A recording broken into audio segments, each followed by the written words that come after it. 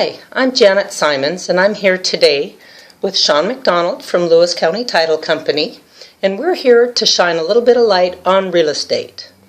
So, Sean, just to help my clients understand escrow, how does escrow begin? The escrow process begins with written instructions. Escrow has to have a set written instructions. They go by everything. So typically a purchase and sale agreement will come in from the realtors, and then that's how escrow gets started. We open up the file, go from there, and follow everything according to that. Written instructions can mean a lot of different things to a lot of different people. We've had purchase and sale agreements come in on napkins before. As long as it's legible, we're okay with it, but we prefer the purchase and sale agreement from the realtors. Maybe we should back up first and just say, what is escrow? Tell me first, what is escrow? Escrow is basically we're a neutral third party. We don't represent the buyer, we don't represent the seller, we don't give legal advice. We are here as a neutral third party to make sure that the instructions from the purchase and sale agreement are followed accordingly for both parties, so the transaction is fair to both sides.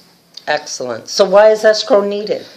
Just for that, being the neutral third party, if when money comes in, we handle the money and make sure everybody gets paid accordingly.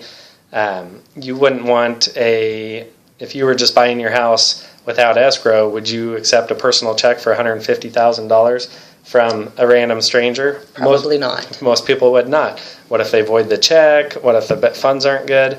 Again, we make sure all of the terms and conditions of the purchase and sale agreement have been followed through on both ends and close the deal. Excellent, excellent. So is it true that escrow only accepts money that is in the form of a cashier's check or wire?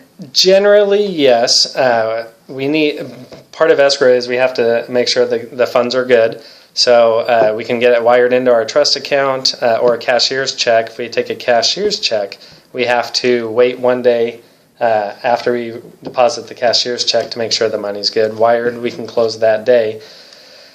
And I say generally speaking because if it is earnest money and we're going to close a couple weeks down the road, we can take earnest money in a personal check.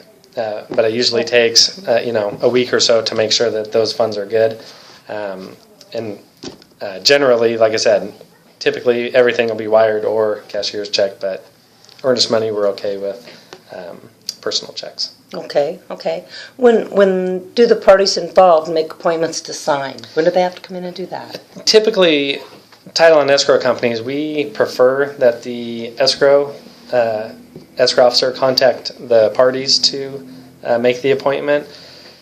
The reasoning behind that is typically because we'll be notified by the lender if there is financing that docs will be in at by 10 o'clock on Tuesday. Well, they don't always come in at 10 o'clock on Tuesday, so if we've made an appointment at say 11 o'clock on Tuesday and the docs aren't there, we're going to have to reschedule and cancel, and you might have already worked it out with your employer to have that time off. It's easier for us to wait until we get the documents to call you and schedule the appointment. That way we know everything is here and we're good to go. Yep. So you don't have to keep rescheduling. And how long does that appointment usually take? Once you come in and you sit down with your escrow officer, how long should my clients expect to be here? If it's a seller, typically it's going to be 15 to 20 minutes, maybe a half hour. A lot of that depends on questions.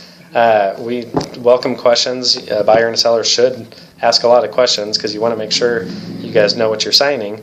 A buyer's appointment, especially with financing, is going to could take generally up to an hour.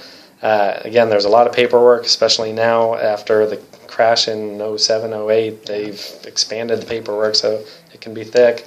I would plan for at least an hour.